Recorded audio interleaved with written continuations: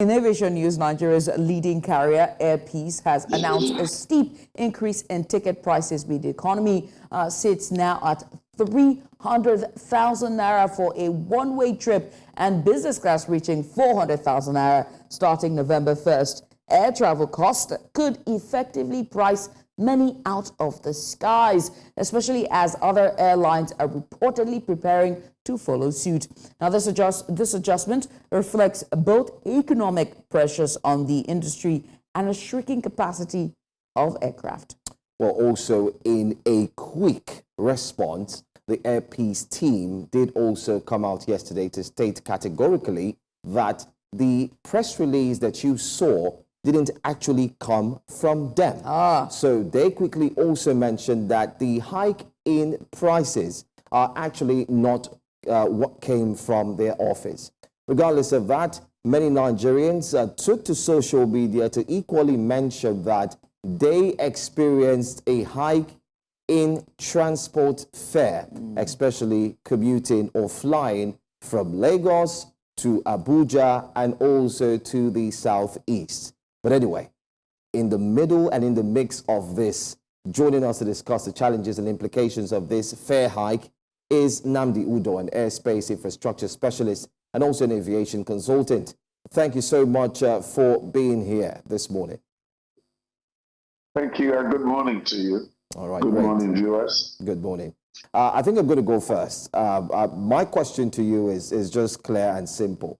We were waiting for this. We're expecting that since there was an increase in premium motor spirit, we're also going to see an increase in Jet A1 fuel, and no doubt it was going to impact even heavily on frequent flyers. What do you think will eventually happen now that we're seeing a back and forth on is there fare hike, there's no fare hike? What do you think will eventually happen to Nigeria's airspace? First, I want to congratulate Airpeace for their 10 years anniversary.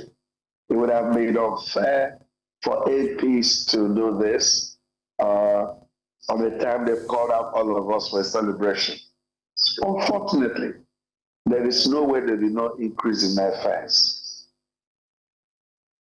Dollar has gone out of reach, and this is an industry that is foreign exchange domiciled. So it's expected. I mean, try to buy the suit you're wearing, or let my sister try to buy that hair she's wearing tomorrow morning and get back to me and tell me the price. Everything is out of reach.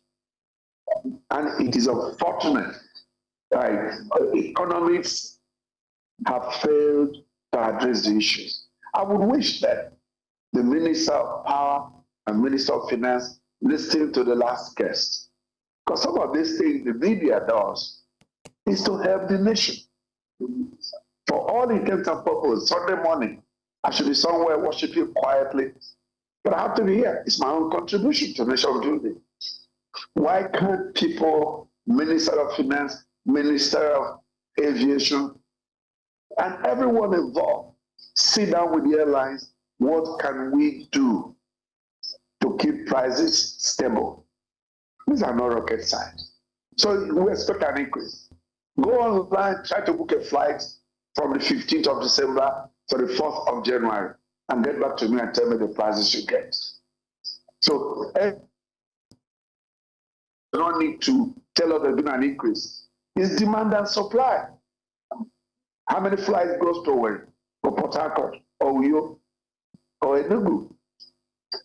So I don't want to go into the economic indices of why prices are high. There are so many of them. When we go on in this conversation, you will hear from me. However, like I said, airfares is expected to be high, both in this season and for cost of living. Whether Airpeace have increased their prices or not, given their statement, one thing is certain from responses and reactions from Nigerians: price have hiked, fare prices have gone up. And so with these concerns that we're hearing from the air travel is now out of reach for Nigerians, I want you to talk about the implications of that as a mode of transportation. People know it to be quick, easy. In other parts of the world, it's just another means of transportation. But here, it's now astronomically out of reach for even the middle class. Economics. There must be rail, there must be water, there must be road, and there must be air. Why can't we develop an integrated transport system for our country? It's not difficult. If I am left with no option than to go to Abuja by air, the businessman must go for the prime price. That's simple economics. I have friends and family going to London from Aberdeen yesterday. They took the cheapest fare by flying much later indeed. In Nigeria, after a certain time at sunset, most airports are closed for obvious reasons. For security, traveling from that airport to the city. So we need to begin to have these conversations more practically. I don't want ministers come to grandstand and talk. We had this for 8 years. What did we achieve in 8 years? We lost our goods to Dubai. Nigerians lost to get visas to Dubai. And Nigerian air that we gave to the best hands to manage to optimize our relationship with the chief airline failed. We brought in an aircraft and everybody found out that there were no truthfulness in those businesses. And these are ministers who are Nigerians who made promises. Now we're in again for promises of what is going to happen in the industry. I was at the APC event, and it's all glory and glory and glory. But I took a position. What is going to happen to APC the next 10 years? Are they going to have maintenance-based Nigeria? Will there be maintenance availability? Will there be spares payable in Naira? What can government do? Government is for the citizens. Airfares will go so high and airlines will find themselves out of business. What will they do? Shut down. Nnamdi Udoh, I'm so glad we're talking about, I'm so glad you're bringing up maintenance, because I'm going to pick up on that for my next line of question. You said maintenance. What's going to happen to maintenance for Airpeace, taking Airpeace, for example, in the next decade, in the next 10 years? And we've seen this same question pop up in the last administration 8 years ago regarding maintenance and also aircraft shortages. I want you to talk on the implication, the impact of maintenance, whether it's spare parts, aircraft parts, and availability of FX, and how this trickles down to the fare prices, the cost of flight ticket, domestic flight ticket for the average Nigerian. Just simplify it for the sake of our viewers. Yeah, one of the basic principles of aircraft maintenance and aircraft management or airline business is an acronym we call ACMI, Aircraft Crew Maintenance and Insurance. Each time you buy a ticket, a good financial analyst in an airline removes the component of those things. Now, if I remove 10,000 naira from a ticket and set it aside for maintenance, how much is that in dollars? It's nothing. So, with an airline like APC, over 40 aircrafts in its fleet, how would they raise foreign exchange in a year to maintain those aircrafts? It's virtually impossible. So sometimes you hear there's an air return because the aircraft could not continue to destination. Well, every businessman must protect his investment. Every investor is interested in profit. There is no way an airline will continue to spend money and no profit. One of the ways airlines can be profitable in Nigeria is to have maintenance organizations established in Nigeria. We've been speaking about this for years. Maybe there's a light at the end of the tunnel. Even through the dynamism of their government is setting up an MRO in New York, but that's also not enough. That's also not able to take care of all kinds of aircrafts. Yes, the minister has made a promise and there's going to be an MRO. I want to hear an MRO has been established, not it will be established. We'll be hearing it will be established for so many years. We should stop TV presentation and good outfits and playing the good politician style. We want some practical things and just tell us the MRO is here. So that's maintenance. And when is that critical? I don't think any airline will compromise safety for economic reasons. I wouldn't think for all the CEOs I know personally in this country would like to compromise that. But take it that you are caught in between money and safety. Which one will you go for? So I am looking forward to a more deliberate, dynamic approach to seeking to have aircraft maintained in Nigeria. It's very important. We save foreign exchange, we have cheaper labor, we have the manpower in ACA to oversight, to provide airworthiness, oversight, and functions over these airlines. This is the grammar. This should be what should be on the front runner today. All the leaders in the industries, in the parastatals are capable. Are they allowed to exercise their full potential as MDs and CEOs, or they're being micromanaged politically? That's also a problem.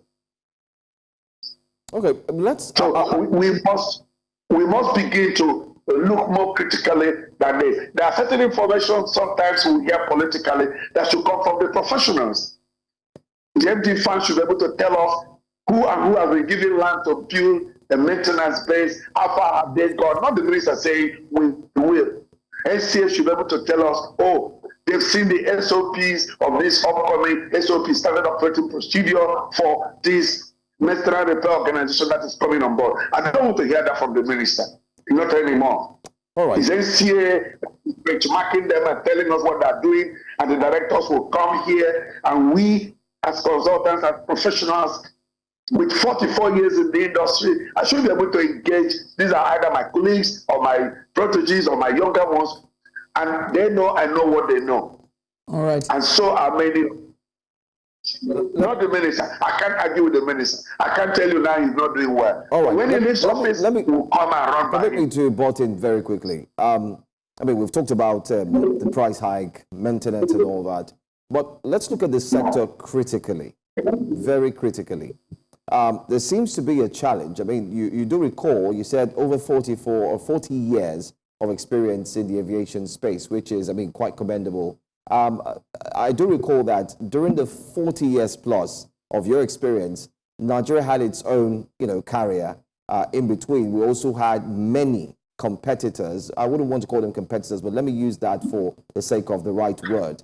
And we did see prices stabilize. There seemed to be some form of what people usually say when there's competition, it helps grow the business. But these days, the competition seems to be at a minimal. Now, aside that, some have attributed this to the fact that there's wet leasing, dry leasing, in which the minister also said is affecting the sector. What say you about that? I mean, other countries engage in this. We've seen Ethiopia and the likes do that. So what say you about that? Should we abolish the wet leasing and dry leasing? If not, how do we even have flight carriers at all?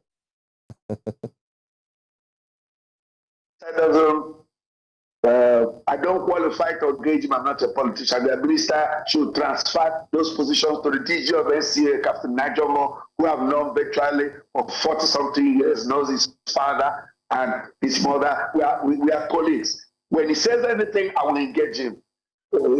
Wet lease and dry lease are terminologies to show what comes with the aircraft you're leasing. Does it come with a crew? Does it come with this? So wet lease or dry lease suits the man who is leasing the aircraft.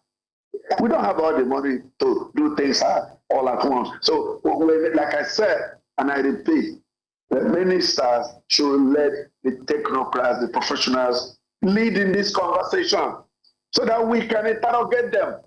If there are 2-3 people on this TV show with me now, let's say it's Najomo or Bumi or Fan or Nama Farouk, I will be so comfortable. We will box and we will agree, and they will listen to me, and I will hear them and see their difficulties I will have.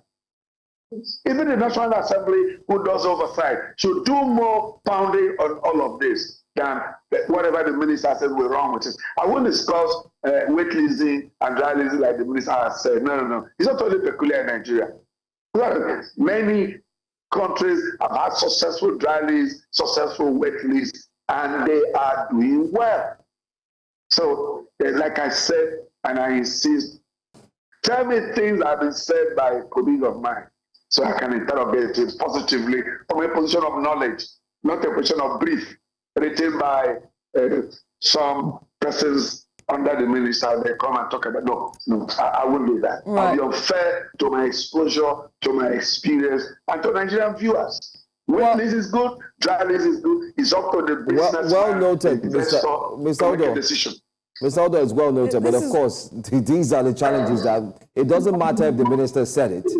I mean, if you're going to pay a high price for tickets, I don't think the minister said it. It's the reality on ground. If many experts, including your colleagues, whom we've spoken to as well, have said, okay, there's issue of wet leasing, we might want to look at it, and I'm sure you're not, you wouldn't say you don't know of the situation that took place just a few years ago, where the former minister had gone to Ethiopia, got a flight in, did a celebration with it. It's still your industry. I'm sure you know about that. So, but if you don't want to talk about it, it's fine. I mean, what's more important here is all about, holding people accountable, right?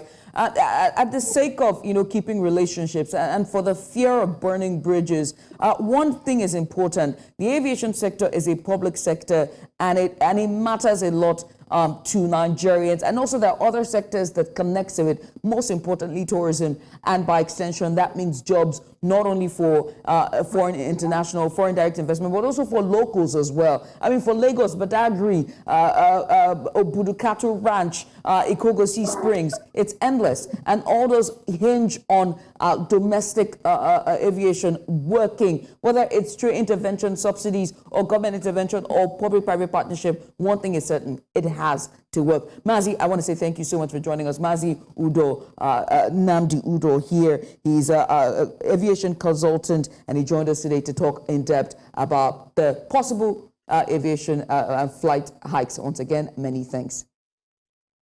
Thank you so much. It's my pleasure always.